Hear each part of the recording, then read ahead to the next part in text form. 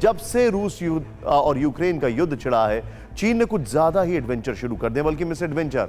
और इसकी सबसे बड़ी वजह है यूक्रेन पर रूस को लगातार मिलती कामयाबी। पुतिन ने यूक्रेन के लुहांस्क रीजन पर टोटल कंट्रोल का ऐलान कर दिया है और इसके साथ ही पूरे डोनबास को कंट्रोल में लेने के लिए आगे बढ़ चुके हैं। लेकिन सवाल उठता है कि क्या मिशन यूक्रेन पूरा होने के बाद रूस के कदम रुक जाएंगे?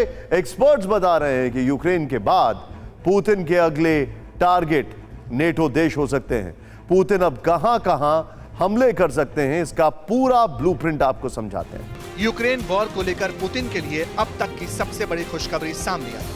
खुद रूस के रक्षा मंत्री पुतिन के सामने पहुंचे, उन्हें डोनबास की सिचुएशन के बारे में लेटेस्ट अपडेट दिया, एक वॉर जोन की डिटेल बताई। शोइगु ने कह दिया अब डोनबास का लुहांस्क इलाका पूरी तरह रूसी कंट्रोल में है और रूस की सेना की इस इलाके में बड़ी जीत हुई। दुनिया को उम्मीद थी कि पुतिन अब रुक जाएंगे, यूक्रेन में सीज फायर का ऐलान कर देंगे, लेकिन ऐसा नहीं हुआ, बल्कि उल्टा उन्होंने नया ऑर्डर जारी कर दिया।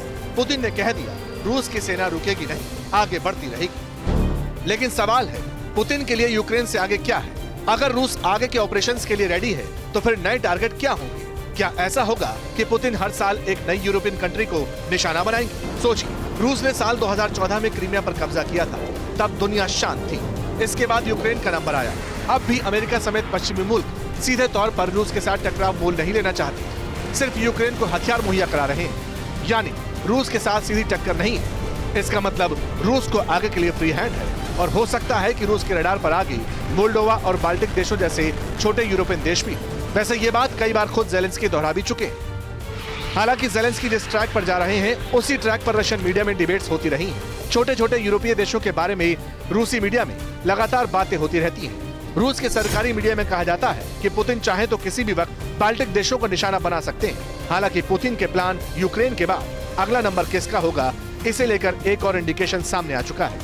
आज फिनलैंड और स्वीडन के नाटो में रैटिफिकेशन का यानी जुड़ने का प्रोसेस शुरू हो चुका है। इसका मतलब यह है कि अगर सब कुछ ठीक रहा तो फिर नाटो का कुनबा 30 से बढ़कर 32 देशों का हो जाएगा। और इसका दूसरा मतलब यह है कि जो काम नाटो यूक्रेन के साथ नहीं कर पाएगा वो फिनलैंड और स्वीडन के नाम पर करेगा। यानी नाटो की फोर्सेस रूस के काफी करीब आ जाएंगी और इसके चलते रूस और नाटो के बीच बहुत बड़े टकराव की आशंका पैदा हो जाएगी। मतलब साफ है, दुनिया में नए वर्ल्ड वॉर का फ्रंट खुल जाएगा।